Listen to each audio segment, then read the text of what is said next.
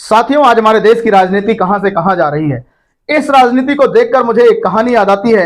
उस नेता का चयन आपको करना है। उस नेता को आपका नाम बताना, मैं नाम नहीं लूंगा, और कमेंट में आप उस नेता का नाम बताइए। कहानी होती है, एक लड़का होता है और वो लड़का जाता है और कहता है, मैं तो बहुत पैसे वाला हूं जी, बहुत पैसे वाला हूं, मेरे पास बहुत पैसे हैं, मुझे ये दे दो। किसी भी दुकान पे पहुंच जाता है और किसी भी दुकान से कहता है, मुझे ये दे दो जी, मैं तो ये हूं। अपनी बैग की धौंस जमाता है, मेरा बैकग्राउंड ये है, मुझे ये दे दो जी। समझ रहे हो ना, बैकग्राउंड, बैकग्राउंड कहां से हूं मैं। और वहां से लेता है और खाता है, और जब दुकानदार पैसे मांगता है तो वहां से वो भाग जाता है। पूरी मार्केट में इसका यही काम रह गया। हर दुकान पे वो जाता, पहले बैकग्राउंड धौंस जमाता, लेकिन अगर दुकानदार नहीं मानता, गलती से दुकान वाला पैसे मांगता, और वो फिर वहां से भाग जाता। यानी किसी का भी एंटीना हिला देता था वो, कोई भी एंटीना हिला के भागता था वो, बिना भागे, बिना एंटीना हिलाए नहीं जाता था। एक दिन वो एक जलेबी की दुकान पर पहुंचा। जलेबी की दुकान पर पहुंचा और उसने बोला कि मुझे जलेबी खिलाओ। और उस जलेबी वाले ने ताड़ लिया था, ये तो वही लड़का है जो बार बार जलेबी खाता है और भाग जाता है। जलेबी वाले ने अपने बेटे को बुला लिया और पूरी तैयारी कर ली, उसने जलेबी खाने के लिए दिया, और चलते समय उसने कहा, पैसे दे के जा। उसने कहा, तू जानता नहीं मेरा बैकग्राउंड क्या है, मैं कहां से हूं, क्या हूं। जलेबी वाले ने कहा, पैसे देने पड़ेंगे। उसने कहा, मैं किसी से नहीं डरता जी, पैसे नहीं दूंगा, और तुम्हारी इतनी हिम्मत नहीं है जो मुझसे पैसे मांग रहे हो। फिर क्या था, जलेबी वालों के बाप बेटों ने और जो दो एक और खड़े थे, उन्होंने दबा के वहां नाले में कूटा, उसको नाले में रख के दबा के कूटा। फिर वो खड़ा हुआ, और उसे खड़ा होते ही पहले तो अपने कॉलर ठीक करे, फिर उसने छींटे मारे सारे, और उसने बोला, सुनो, आज जो तुमने मारा है, जितना मारा है ना, आज तुमने जितना मारा है, मुझे कोई दुख नहीं है, इसी भाव में 1 किलो जलेबी और तौल दो। समझ गए होंगे, समझ गए होंगे कि ऐसे ही हमारे इस भारत की राजनीति में कुछ नेता आ चुके हैं। सेम स्थिति उनकी यही है। वो सब लाज जितने भी है, शर्म, बेहया, बेहाई, सब कुछ धोखे पी चुके हैं। उन्हें कुछ भी आप कहो, उन्हें कोई फर्क नहीं पड़ता। वो आपका सामान चुराएंगे, लूट के चले जाएंगे। हो सकता है आपका 100 रुपए का सामान रात को आपके घर से चोरी करें और सुबह आपको 2 रुपए का सामान फ्री में बांटने आ जाए। लेकिन आपको मूर्खता समझ में नहीं आ रही है कि रात को हमारे घर में चोरी तो हुई है 10,000 की, लेकिन सवेरे कोई 100 रुपए फ्री में देने आ गया तो आप उसके मुरीद हो गए। ये तो कितना अच्छा आदमी है। सोच के सोचिएगा, सोच के सोचिएगा, जो 10,000 जा रहे हैं वो ज्यादा है, या सुबह जो 10 रुपए आ रहे हैं फ्री में वो ज्यादा है। क्योंकि जो रात को 10,000 गया वो भी फ्री में ही गया है, फ्री में ही ले गया, आपको पता लगा नहीं। और जब पता लगा तो छाती कूटते रह गए, बहुत देर से पता लगा। एक कहानी इसी में और जुड़ती है।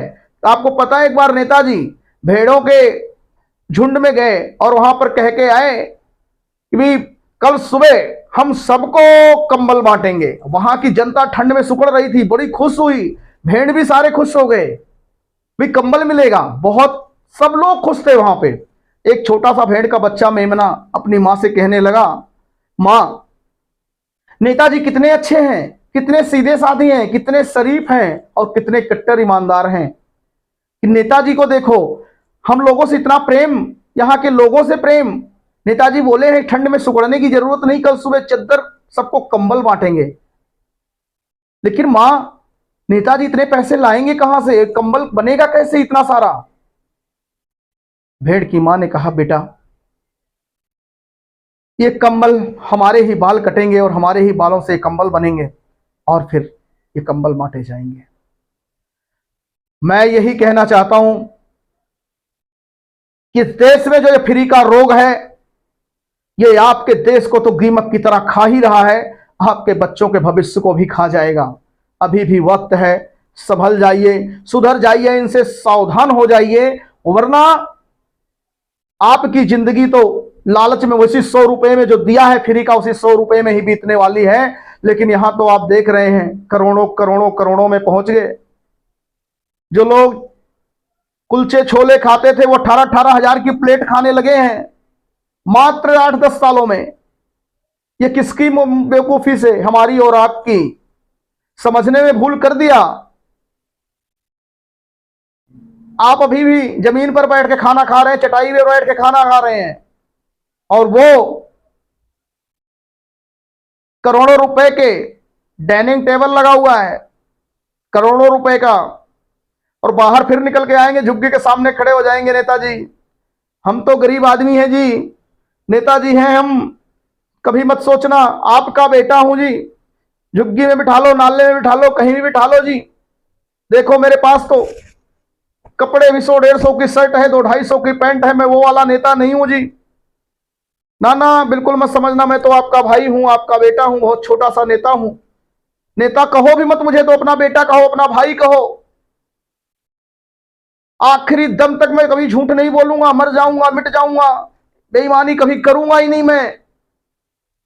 और जैसे ही झुग्गी से बाहर जाते हैं, 2 करोड़ की गाड़ी में बैठते हैं नेताजी, और फिर नेताजी अपने महल में जाते हैं। फिर नेताजी के लिए 18-20 हजार की थाली 1.5-2 करोड़ के डाइनिंग टेबल पर आती है, और नेताजी फिर हुक्म चलाते हैं, भाई ये पता करो यहां से कितना करोड़ आ रहा है, यहां से कितना करोड़ आ रहा है, यहां से कितना करोड़ आ रहा है, वो उसको टिकट देना है तो कितने करोड़ लेना है, उसको टिकट देना है कितने करोड़ लेना है, उसको टिकट दिया कितने करोड़ वहां से आए, उस एरिया से कितनी वसूली हुई, वहां से कितने पैसे आए, वहां से कितने पैसे आए, उन झुग्गी वाले एरियो से जो रेहड़ी पटरी लगाते हैं उनसे कितने पैसे आए। तो जो झुग्गी रेहड़ी पटरी लगाओगे वो सब हफ्ता जो है, शाम को 500-500 रुपए, हफ्ते में 2-2 हजार रुपए, 5-5 हजार रुपए, ऐसे ही आप देते जाना। और फिर नेताजी 15 दिन बाद आएंगे, फिर आपको 100-100 रुपए पकड़ा जाएंगे, तो आप 2-2 हजार रुपए महीना नेताजी को देते रहना और 100-100 रुपए लेते रहना, क्योंकि नेताजी तो नेताजी है भाई, दिमागदार आदमी है नेताजी, पढ़े लिखे हैं, हल्के में मत लेना नेताजी को। और आप, शायद आप खुद भी मूर्ख हो और अपने बच्चों को भी मूर्ख बना रहे हो। अभी भी आप नहीं समझ पाए तो फिर कभी नहीं समझोगे, बाकी आपकी मर्जी है। आप नेता वो चुनो कि जो अपने परिवार के ऊपर 1 रुपया ना लगाता हो, जिसे अपने परिवार की चिंता ना हो, जिसे देश की चिंता हो। नेता ऐसा चुनो जिसे आने वाले बच्चों की भविष्य की चिंता हो।